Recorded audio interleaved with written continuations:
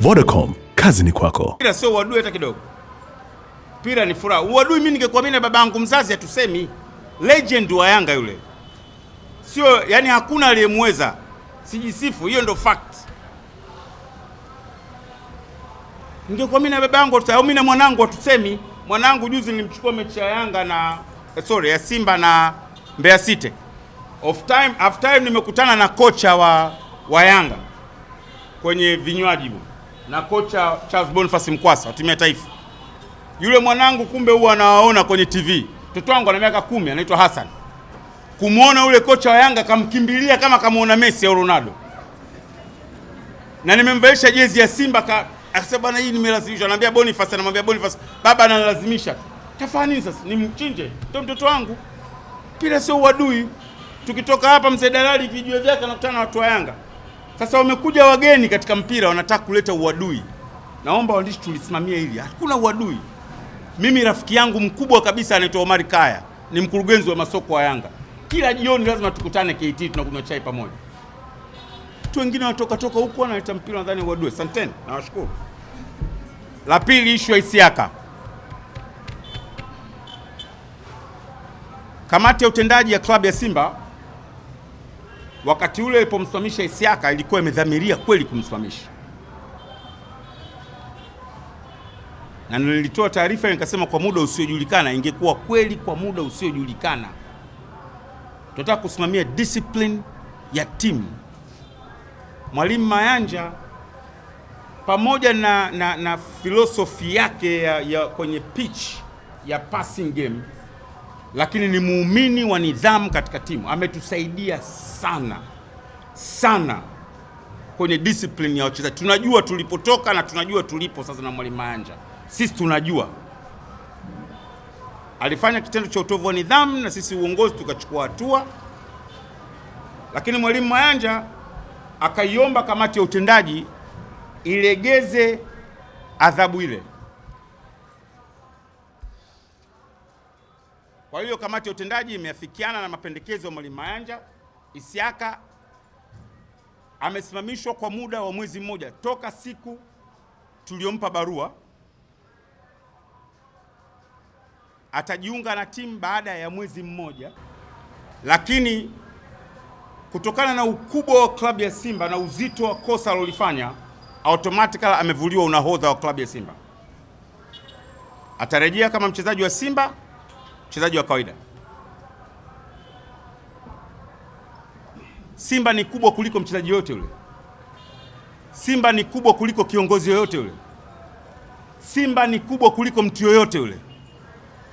Hakuna atakayetupanda juu. Hatutaruhusu hilo. Alikuwepo mchezaji mmoja anaitwa Haidari Abedi Muchacho, captain wa Simba. Aliondoka klabu hii miaka ya nyuma na kundi la wachezaji wenzio wakaenda kuanzisha Red Star hapo nyuma. Baadhi ya watu walilia.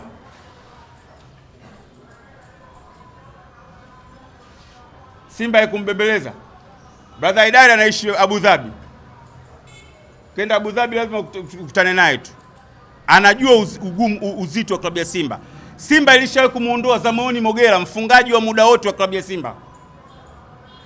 Simba ilishawahi kumuondoa Hamis Tobias Gagarino, midfield wa muda wote katika klabu ya Simba. Simba ilishawahi kumuondoa Mohamed Mohameja, Athman Mambosasa, magolikipa wa muda wote. Isiaka ametudisappoint, lakini tumemsamehe. Wanasema mtoto akikicheulia kiganja ukikati unafuta, maisha yanaendelea. Lakini lazima tuonyeshe nidhamu kwa wengine na mfano kwa wengine. Mwezi mmoja suspended, nusu mshahara, unahodha tumemvua. Mimi naamini sana, sababu mtendaji mkuu wa bodi ya ligi ni kakaangu kiumri, kakaangu kitaaluma, na mheshimu na najua ni mtu ana uwezo, ana nia nzuri. Lakini inawezekana bodi ya ligi inashindwa kutimiza majukumu yake, labda kuna shinikizo nyuma huko. Sina tatizo na Boniface hata kidogo. Sisi tumelalamikia viporo vinazidi.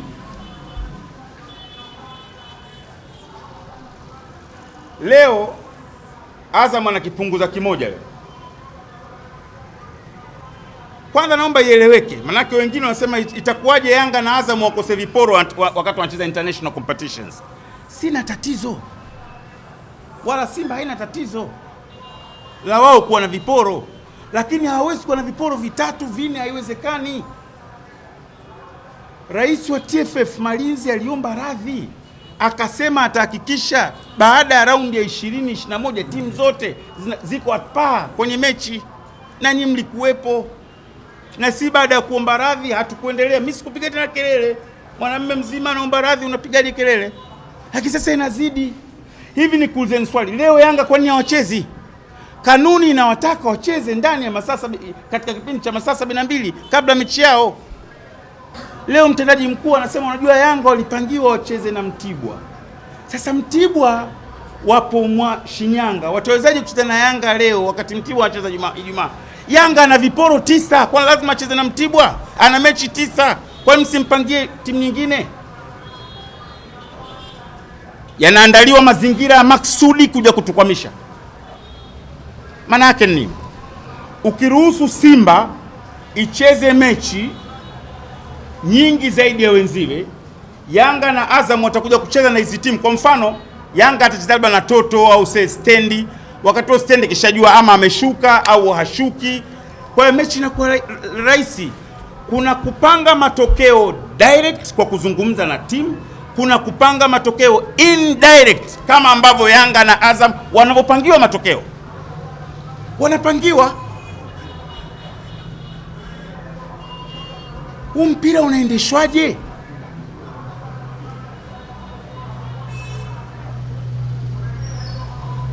Mechi ya mwisho kucheza Simba ni Jumamosi. Baada ya hapo hatutacheza mechi mpaka wote tuwe sawa. Tutaelewa viporo vya international competition. Understand? Hata sisi kuna wakati kuna viporo kimoja.